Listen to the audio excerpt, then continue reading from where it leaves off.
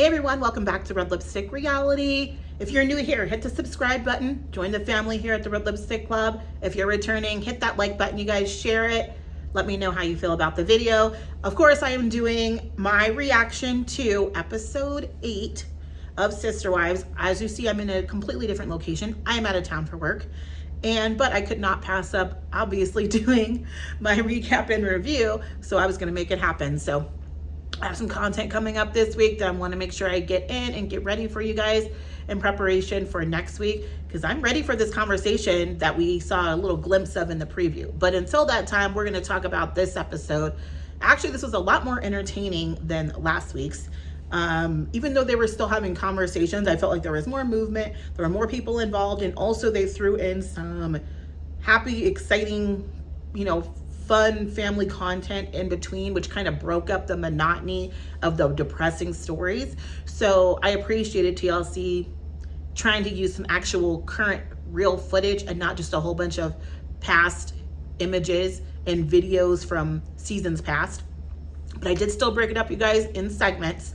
And I have some video content I'm probably going to splash in here and there, because there were some moments where I was like, I need to do this again. I need you guys to see this clip while I'm talking, because Kody was on one, and you already know. Anyway, guys, segment 1, the house that Garrison built, is what I titled this segment, because it was a little bit of joy. But this is where, once again, we're having Meri invite Robin over again to talk about her moving this business. I have never heard someone talk about moving a business to the same person this many times. I know Robin is honestly probably tired of hearing about Meri moving this business, because I'm tired of hearing about her moving this business. So anyway, she brings him over. I don't know why she thinks having Robin as a buffer is going to, and almost using it as a bullying tactic for Kody to see if he's going to respond the way she wants him to respond. But I don't know why she keeps doing that to herself, because I think she's getting the complete opposite of what her heart's desire is, and I feel like it's making it worse. She would be better off just getting it all out there instead of torturing herself like this. So now he basically, you guys, honestly is just showing up out of obligation, because I think he would have just told Meri to give him a call if this was the way it was, as opposed to actually physically showing up. And I think that's why she uses Robin, because she knows if she says Robin's coming, he'll come if Robin is coming, because he's scared that Robin won't respect him if he abandons his wives, which we already see he's already abandoned his wives. The man's done, you guys. I don't know how many other ways about it. He looks so tortured, even having to walk into her home. It was sad to watch. It's basically like having your ex and their new wife come over your house. They're visiting. It's like a total joke. I'm like, that's not even your husband anymore, Meri. I'm sorry, sweetie. And then he goes, then at this point, he goes, Meri and I don't have a marriage, and Robin keeps her distance. And I'm gonna put some clips in here. So if you see some clips pop in here, you guys, there were just moments where I literally was staring at the TV like let me know, you guys, in the comments below, because I always like to hear what moment made you yell out at the TV first, or what moment made you look at the TV with your mouth open, I can't believe that man just said that, or I can't believe she just said that. What moment was it for you? But just his dismissive nature when it comes to Meri was you mean to tell me this man's never told you this? You can't be this oblivious. So it really is purely just a business thing. Okay, good on you, Meri. It actually has no effect on me. And Kody knows why, Kody knows why keeping the romantic distance from each other in front of the other wives was put in place. This man is incapable of being fair to all of his wives. He never has a good relationship with all of his wives at the same time. There's always a bad situation with either one. And as we've heard some of these past stories, like with the present incident between Meri and Christine, he is at the root of a lot of the reasons why he was almost never able to have good relationships with all 3 of his wives at the same time. So guess what, Kody? You're in a plural marriage. For a long time, these people were living either in the same home or consistently together. They don't want to see you lovey-dovey with one wife when you were totally neglecting the other marriage. So he takes no accountability for why that was put into place. It wasn't just put into place because the women don't want to be affectionate, or they're just so incredibly jealous that they just can't see anybody else with their husbands. That's not the case. Robin. But we've never been allowed to essentially be in love with each other or find solace in each other, because this kind of quasi-plural marriage mess that's been going on. And now everybody else is leaving. Everybody else is gone. We're having these struggles with everybody else. But we still don't feel like we can expose our place of solace, our love for each other in any way. This is not a safe place for us. Okay. Another thing too is, you know, this is a religious choice. And having a whole bunch of open PDA and affection, I highly doubt was at the top of the list of things you should be doing in this religion anyway. I just don't foresee it. I don't foresee them all co-signing off on you doing a whole bunch of PDA, Kody. So, which is why I feel like he really didn't buy into this religion from the get-go. And also too, he's a Mormon, so he should know better. Like, you know, there's only going to be certain levels of PDA that you're going to be doing. And why do you need to show it off in front of everybody else's face unless you know you've got good relationships and you know you don't? Anyway, moving on from Kody and that mess. So looking at my notes, sorry y'all, but this is where this man's, I'm going to put the clip here, y'all, where he stumbles and fumbles through saying how things are going good. Because in Kody's opinion, everything is good. But what does Robin think? Here we go. Things going okay? Yeah, everything's going good. Is everything going good? I think everything's going good. Things are not good. I'm not okay with what's going on with the family. I'm really, really struggling with it. As you see, Robin is not okay. She does not think everything is good. And the fact that this man thinks that everything is good is comical because Robin does not. And she called it out. That's pretty much all I need to say about this segment. I would say disappointment is an understatement. Meri, Janelle, run for the hills. Like, I don't think there's any other way we can put that thought out. Run for the hills. Look how this man is talking. He is unaffected. He does not care. He does not want to be a polygamist. And he's only trying to save face with Janelle because she's at least a wife that he can tolerate for a certain amount of time, but he doesn't really want to be with her either. But he knows Robin only wants to live plural marriage, so he'll lose her too. To end this segment, I'm sure you guys have seen my clip that I did, or my video that I did, my short that I did about the ring. Because to end this segment, this man has a new wedding ring, and Meri calls it out, and they're trying to play stupid about it. And Robin is trying to play stupid about it. I don't understand why this would not have been a conversation he had with his sister wives. So number one, Meri, it further tells you how much you're not even a factor at all in his thoughts, to where he switched his wedding ring out and didn't even bother to tell you or ask if you would be okay with it. The man did not care. He literally got rid of the ring that represented their plural marriages and replaced it with this hunk of an eyesore ring that he has now. It's ugly. I don't know why he's doing that. I don't know if he's like some kind of creepy Freemason, or I don't know. I feel like he's into some stuff, y'all, and I don't know what that ring was, but it was very odd, and I want to see it up close. I'm gonna have to pause through the video, but I just thought it was funny that he was trying to play her like she shouldn't be shocked that he switched his wedding ring out. It's your wedding ring. Who just switches their wedding ring out and wouldn't tell their spouse that they're doing that? Also, to end the segment, this as well, this is where they did the quick stop by Garrison's home. That's why it's called that house that Garrison built, because baby Garrison's got his stuff together. He has bought a home. What's so crazy to me is I'm thinking, like, this is such a milestone in a young man's life, right? To be able to purchase a home. I'm going to tell you guys right now, I live in Arizona. It is next to impossible to afford a home out here. I cannot imagine how much hard work he had to have put in to be able to purchase a 3-bedroom, like 2-bath home, which is, I think, what it seems like that is. It's like a 3-bed, 2-bath condo or a townhome.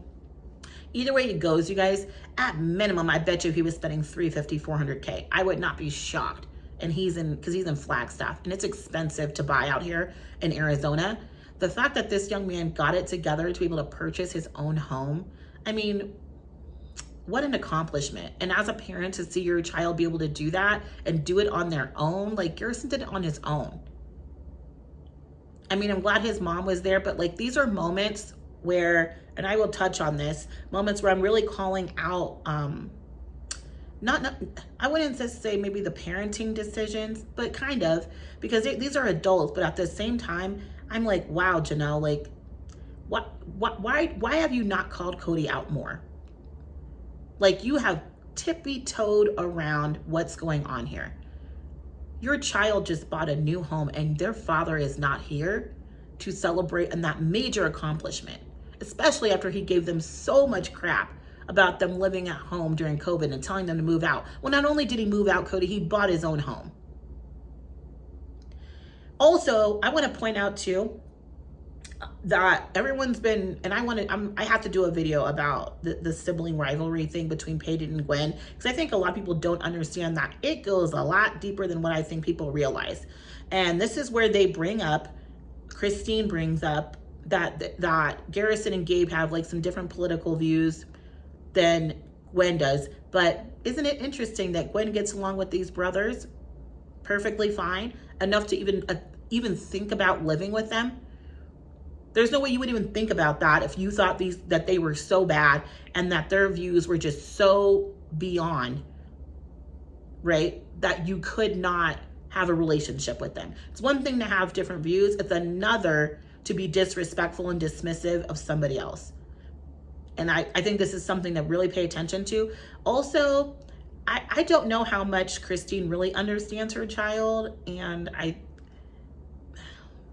it's something about that relationship is a little off for me, between Gwen and Christine, and I don't know if it has to do with the fact that Gwen was on the spectrum and it kind of felt like that was ignored for years, and nobody, in those religions, they don't really pay attention to that in a real way. This is now this, she has 2 kids that are on the spectrum, but how you handle them emotionally as well, it just feels like there's a block there, and almost like a rush to like dismissive, like, oh, she's coming out the closet. Like, it was very flippant to me. And I know everyone's like a Christine stan, but she just has some moments that just feel very interesting to me and their relationship. And I don't know, I'm going to be just paying closer attention to that. But like I said, it feels like Gwen is totally fine with her siblings that have different viewpoints. So I'm going to tell you right now, if you think it's just Gwen, I find it interesting that she can be around these brothers. Let's talk about that later in another video. Moving on, y'all, let's move on to, last thing I did want to say about this is that, I really want to know if Leon asked, their mom not to even speak their name, or ask the other moms not to bring them up or speak their names, because Christine brings up that she likes to spend time with just Janelle's kids and that's all she's worried about. And I'm like, what happened to Leon? How did Leon get lumped in with Meri? Like, if you don't want to hang out with Meri, that's fine. But how did Leon, who grew up with all your kids, you raised all these kids up together, from what you said. So how is Leon left out? And if that wasn't the case, I want to know why that separation occurred, because you guys really haven't talked about that. Either way, I thought that was very interesting. I kind of want to know, because Leon was really close with Janelle, wanted Janelle to go to the Women's March. I just find it interesting that it doesn't really seem like Leon is a thought for people, for any of the other moms, or for anybody. Yeah, it's just almost like out of sight, out of mind. So I don't know. I'd like to know more about that. Maybe we'll get something later. Here we go. Segment 2, y'all. Meri grow a backbone is what I'm calling this segment, you guys. Oh my God, y'all. Meri going around the mulberry bush to describe how she's planning to move this business, you guys. Kody does not care. And Kody's bringing up random business questions to try to cut up the uncomfortableness of this conversation, because He knows what she wants him to do, but he's not going to do it. He knows that she wants him to show some level of like emotion and care about her moving. And in his brain, he's thinking, great, move, please move. For the love of God, stop holding on. I'm done. And she's the only one there. He wants her to say that. And she wants him to care, and he's not going to do it, girl. That's why he's bringing up all these random questions about business. And then Robin hops in and is like, I need you to download this. And no, Robin, he's downloaded it. He heard her. But he's not going to give you or her what apparently you guys think you need. And that's him like saying some undying love for Meri that he doesn't have. Basically, Robin trying to like guide this conversation towards like a reconciliation, it isn't going to happen. The end. This is also when Robin brings up scheduling in order to see each other. And they just have, to me, they all have an unhealthy dynamic between the three of them. It is really tired. Just like, let it go. This like whole Robin in the middle thing is really creepy. Stop. Please, for the love of God, stop this. And then this is also where Robin brings up, it's all them doing it. I have no influence. It's like, Robin, there's no way you have had no impact on what we're seeing today.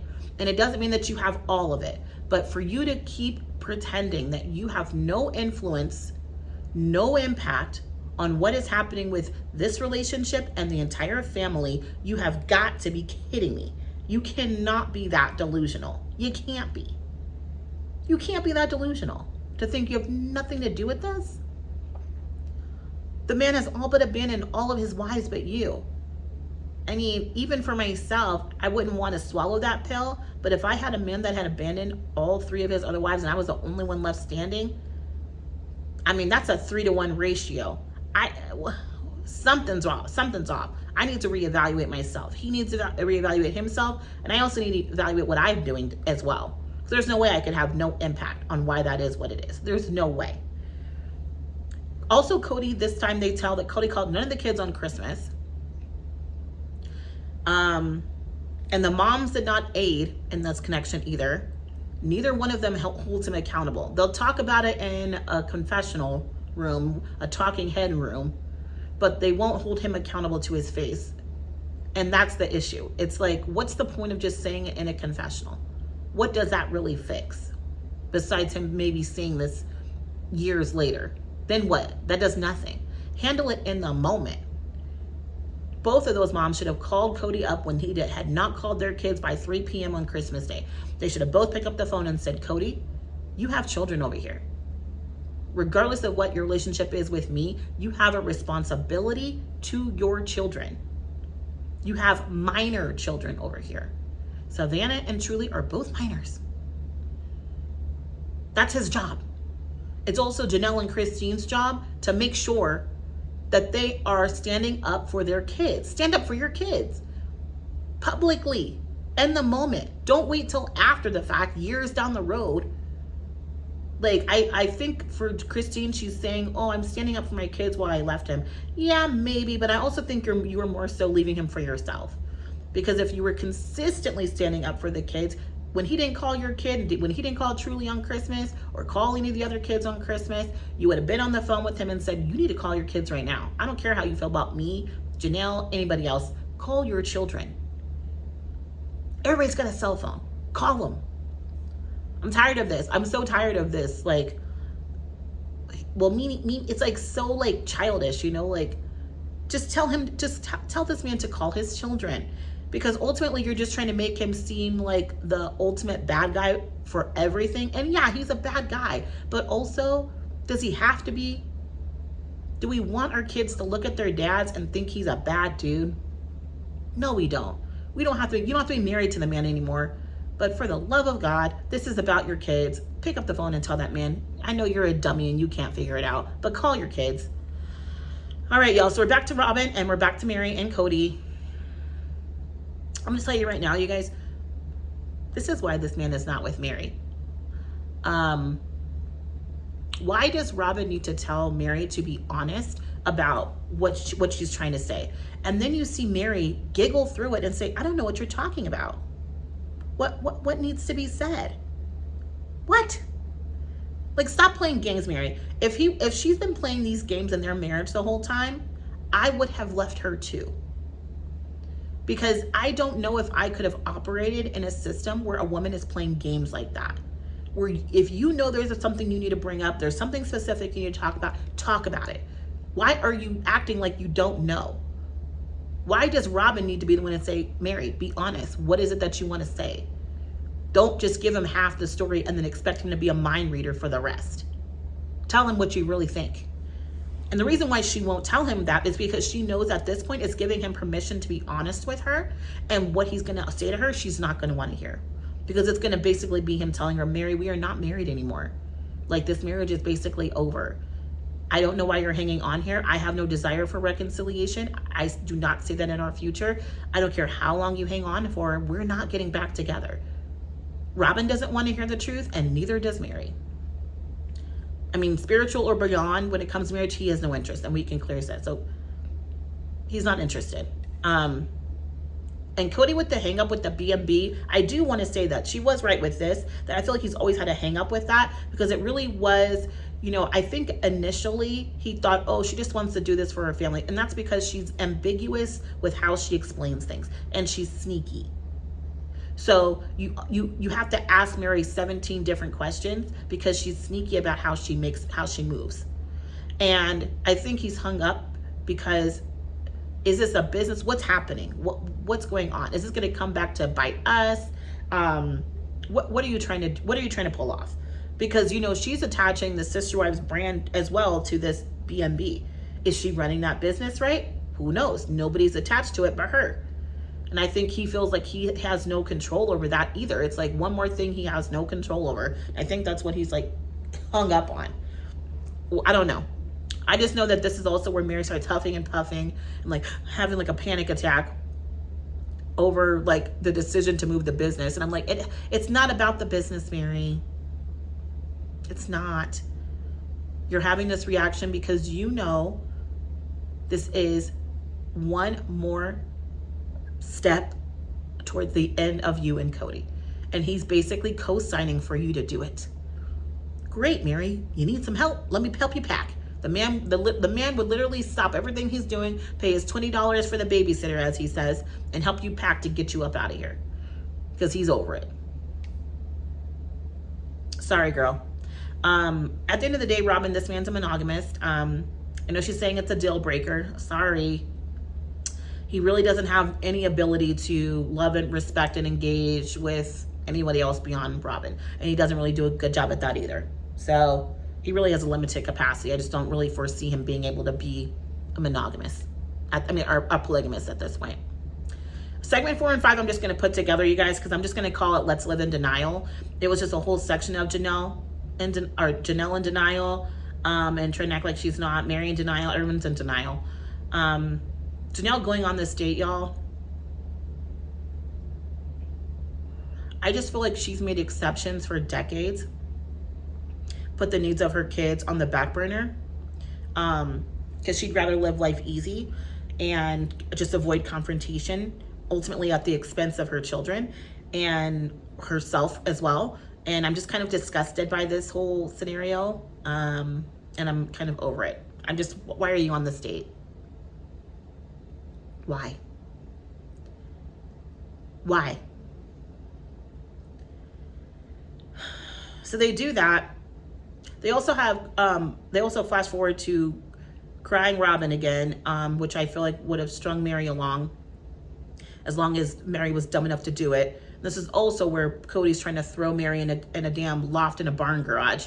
If you don't need any more reason for him to tell you that I'm putting you out with the stuff I want to put in storage. If you need any other reason for why you should get out of this relationship, Meri, now's the time. Get out, girl. The man's trying to put you over a barn, over the garage, out to pasture. I mean, yikes. Also too, so this date that Janelle's going on, and we'll come back, I have to come back to this. They're going to Mariposa. I'm not saying Mariposa isn't hard to get in, but it's not that serious. I have a family member that actually is a musician and plays quite a few gigs there. If you're going at a certain time, you can kind of sneak in. It's not that crazy. It's obviously a lot harder to get in on the weekends. It's a nice restaurant. It's more so not, I mean, the food is whatever to me. The food's okay. I think it's more so about the scenery and the ambiance. It's got like floor to ceiling windows and it's like in a beautiful location. But he just kind of made a big deal out of this. Like, oh, look at me. I got a reservation. I'm like, he's such a narcissist. Like, wow, he did one thing. He did one thing you've asked him to do. And as far as he's concerned, you should be flying, girl. Janelle, you should be doing backflips and cartwheels to get him back. Because he booked a table at Mariposa. Woo! At this point, I'm just like, you know what, Janelle, I get you wanting to enjoy your birthday. You have a lot of people around you that you could have enjoyed your birthday with. You could have actually went out with Savannah. You could have went out with Christine. Christine was in town. You could have went with Christine for your birthday. You got 2 sons there, Garrison and Gabe. You could have went out with either one of them and had a perfectly fine birthday without Kody. Which means, tells me you this whole separation is a joke. You would rather just keep things nice and easy. And even though you said, oh, well, I pulled my hand away, it didn't feel comfortable. It doesn't matter. You're still there. Giggling and hee-heeing and turning off the camera because that makes it not feel comfortable, because this is a fraud. And, you know, I never really loved Janelle. I'm not saying I don't love Janelle, but I'm sorry, y'all. Like, I just think this man's neglected her children for a very long time, and I think her priorities are completely off. And that scene with her and him going on this date was so creepy to me. And I'm just like, why? You were telling Christine, what, a week ago, you had no desire to reconcile? You were separated. Now you're going on a him-haw birthday like nothing's happened? Okay. All right. Either way it goes, you guys, coming to the end, ends with a preview of them basically breaking down the Textgate situation. Ready for it. Can't wait for them to talk about this whole Christmas gift exchange situation and basically how this is all Robin's fault. Also, they have a little bit of clip of McKelty playing both sides per usual. And then also what feels like a divorce party for Christine. So a little side-eye LOL action to that. So we'll see how next episode is, but this is the table scene that we've been waiting for, where Garrison's like, you can have him, Robin. You know, we don't need a father figure anymore. That'll be interesting to kind of see that, and what, if they ask Robin questions surrounding that, what her response is, or what Kody's response is, because I'm pretty sure they're like kind of, you know, in the confessionals and the talking heads, like, you know, proposing questions to them surrounding the issue to see what their reaction would be. So I'd be curious to see what Kody says to that. Either way, y'all, that's the episode. Hopefully you enjoyed the episode. Hopefully you enjoyed this review. This one's not as long because this one moved kind of quickly, and I don't think there were any like huge revelations that happened, except for the fact that Meri, you need to go, and Janelle, why are you entertaining this? And also, Garrison, I am so proud of you, Garrison. If you ever see this video, you probably won't. But if you ever see this video, I am so proud of you for purchasing your first home. That is a huge accomplishment. You should be incredibly proud of yourself. It's a big deal. And whether your dad says it to you or any of the rest of them, you know, us out here are seeing what you've been able to accomplish, and we're loving it for you. Well, that's it, y'all. Thanks for joining me today. Hit the subscribe button if you haven't subscribed to the channel. We have great content here. You want to come back. Hit that like button, please. You guys, it really helps me with the algorithm, helps other people come join our family, especially if they're looking for Sister Wives content, and share it. There's so many groups out there that are going over Sister Wives. My videos, some of the other content creators' videos are great to share in there because we're covering a lot of the stuff that they love talking about. Until next time, see you later. Bye.